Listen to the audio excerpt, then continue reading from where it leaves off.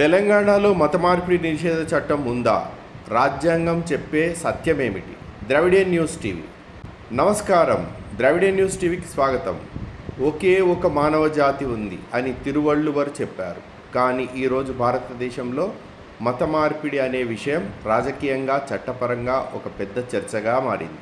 ఒక్క ప్రశ్న: తెలంగాణలో మత మార్పిడి నిషేధ చట్టం ఉందా? మీకు మీ మతాన్ని మార్చుకునే హక్కు ఉందా? రాజ్యాంగం ఏమి చెప్తుంది? ఈ వీడియోలో సత్యం మాత్రమే మాట్లాడదాం. భారత రాజ్యాంగం ఏమి చెప్తుంది? మొదటగా భారత రాజ్యాంగం గురించి మాట్లాడాలి. ఆర్టికల్ 25 ఇది ప్రతి భారతీయుడికి ఒక ప్రాథమిక హక్కు. ఆర్టికల్ 25 ప్రకారం తమ ఇష్టమైన మతాన్ని ఆచరించే హక్కు, మతాన్ని ప్రచారం చేసే హక్కు, మతాన్ని మార్చుకునే హక్కు, ఇవన్నీ ప్రతి పౌరుడికి సంవిధాన హక్కు. కానీ గమనించండి, ఒక షరతు ఉంది. మీరు ఇతరులను బలవంతంగా లేదా మోసంతో మతం మార్చే హక్కు మీకు లేదు. అంటే మీ స్వంత ఇష్టానుసారం మతం మార్చుకోవడం రాజ్యాంగబద్ధమైన హక్కు. ఇప్పుడు అసలు ప్రశ్నకు వస్తాం. తెలంగాణలో మత మార్పిడి నిరోధక చట్టం ఉందా? జవాబు లేదు. నవంబర్ 2025 నాటికి భారతదేశంలో సుమారు 12 రాష్ట్రాల్లో మత మార్పిడి నిరోధక చట్టాలు అమలులోకి ఉన్నాయి. వాటిలో అరుణాచల్ ప్రదేశ్, ఛత్తీస్గఢ్, గుజరాత్, హర్యానా, హిమాచల్ ప్రదేశ్, జార్ఖండ్, కర్ణాటక, మధ్యప్రదేశ్, ఒడిషా, రాజస్థాన్, ఉత్తరాఖండ్, ఉత్తరప్రదేశ్ ఉన్నాయి. కానీ తెలంగాణ ఈ జాబితాలో లేదు. తెలంగాణలో కాంగ్రెస్ ప్రభుత్వం అధికారంలో ఉంది. ముఖ్యమంత్రి రేవంత్ రెడ్డి నేతృత్వంలో ఈ ప్రభుత్వం అటువంటి చట్టాన్ని తీసుకురాలేదు. ఇప్పుడు మనం ఇతర రాష్ట్రాల విషయానికి వద్దాం. ఉత్తరప్రదేశ్లో 2021లో మత మార్పిడి నిషేధ చట్టం వచ్చింది. 2024లో దాన్ని మరింత కఠినంగా సవరించారు. ఇప్పుడు బలవంతంగా మత మార్పిడి చేస్తే జీవిత ఖైదు శిక్ష వేయవచ్చు. రాజస్థాన్లో 2025లో కొత్త బిల్లు తీసుకువచ్చారు.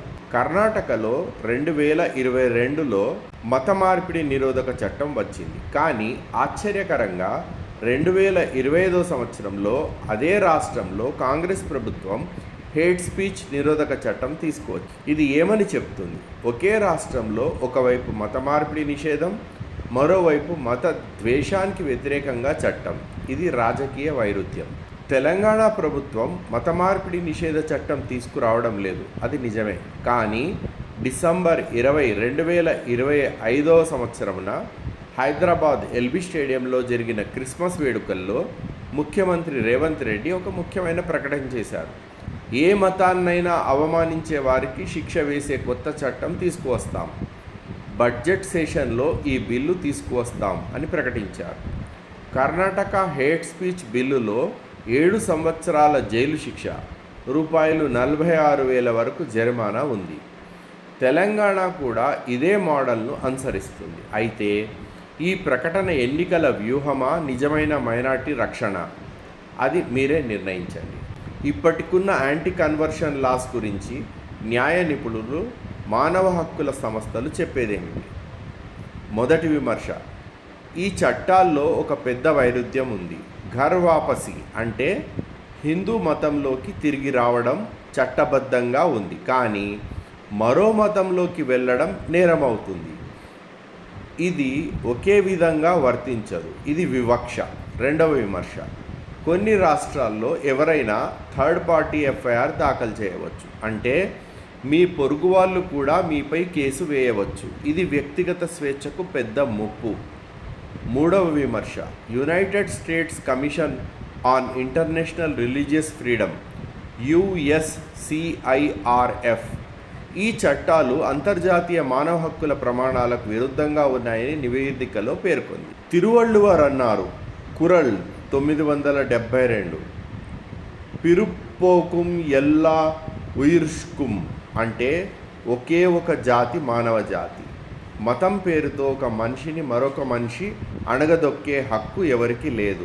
ఆ అణగదొక్కడం బలవంతంగా మత మార్పిడి రూపంలో రావచ్చు, లేదా మత మార్పిడి నిషేధం రూపంలో రావచ్చు. వ్యక్తిగత మత స్వేచ్ఛ అది ప్రజాస్వామ్యం యొక్క మూల స్తంభం. మీకు మీ హక్కులు తెలుసు, అదే నిజమైన స్వేచ్ఛ. ఈ వీడియో ఉపయోగకరంగా అనిపిస్తే లైక్ చేయండి, షేర్ చేయండి, సబ్స్క్రైబ్ చేయండి. ద్రవిడియన్ న్యూస్కి కామెంట్లో మీ అభిప్రాయం చెప్పండి.